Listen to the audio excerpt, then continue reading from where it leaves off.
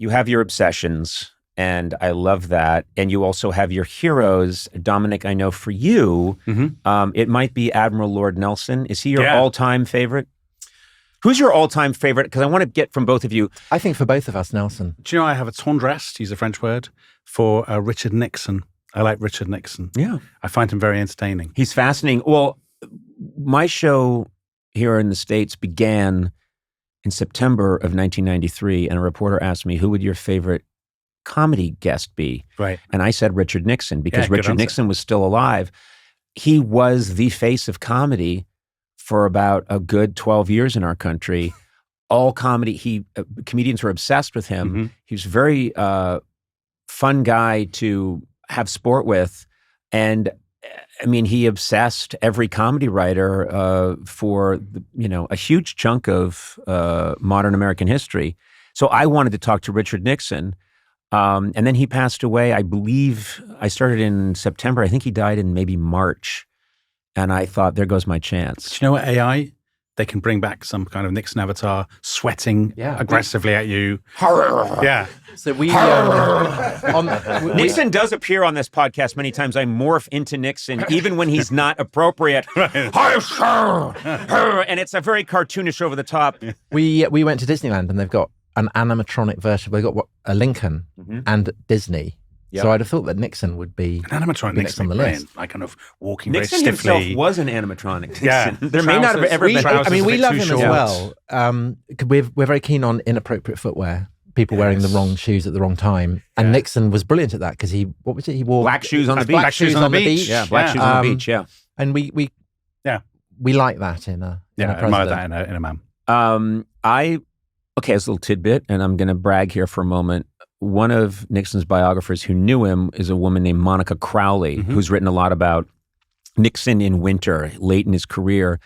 She told me that Nixon, at the very end of his life, was flipping around. He was interested in television. He liked to watch television. And I premiere, and he watched our first episode. And then she said that he liked it and told her, I like it. It's madcap.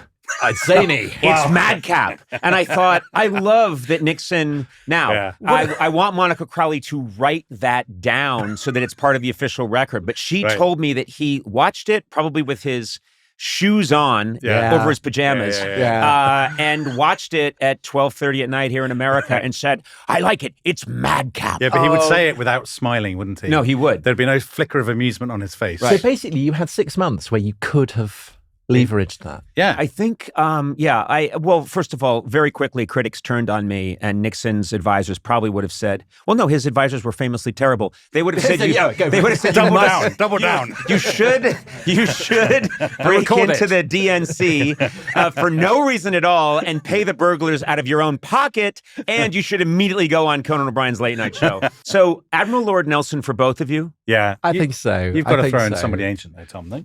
No, because people in antiquity are terrifying and terrible. I mean, they're astonishing. I think almost without exception, yes. Well, I think back then, your average person was grabbing someone who walked by their house and thrusting them over a large sharpened stick. Yeah, and impaling them. There's quite a lot of that going on. Yeah. I think that they, the further back in time you go, the harder it is to relate to people because they are so different. And I think of someone like Alexander or Julius Caesar. They are terrifying because they move to kind of moral rhythms that are very, very strange and remote to us. Yeah. So I can't kind of love any of them or admire them. So I think it has to be kind of more recent because then you can understand them. Well, my all-time favorite is Lincoln, Abraham Lincoln, because he's the one figure that is more impressive the more I learn about him. The more I think he might be one of our greatest authors, also one of our greatest humanitarians, and an incredible statesman, and funny. And what's your take on his wife? Yeah. Because we had a disagreement about this. We got into trouble. I got into trouble. Why'd you get into trouble? Saying she was a monster. I don't think that's right. I think that's too simple. I think it's too simple to say she's a monster. I think she was unwell. This is unbelievable. Listen and learn. I think I'm literally never coming on this show again. Well, you weren't coming again anyway. You said that before we even started. Yeah, I'll do this once. My people tell me I have to do it. Right, exactly. I didn't realize you were listening to our conversation. Let's hear about why Mary Lincoln is not a monster. Dominic. She is crucial, I think, to Lincoln's rise. She comes from a connected family. She's very ambitious on his behalf.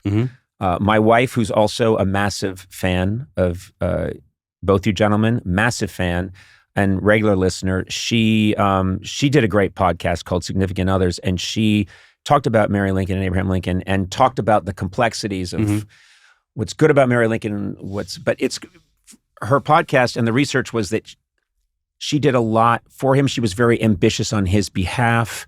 In some ways, she was a good partner. She was highly flawed, but I think to dismiss her as a monster isn't fair. Did she not, though, steal all the spoons from the White House when she left? Who hasn't done that? I've been to the White House 3 times. Did you steal the spoons? How many did you steal? I stole a flat screen television. I mean, I just spoons. I don't need a fucking spoon. Mary Lincoln didn't do that. Who needs a spoon? If you're going to go big, I say. Yeah.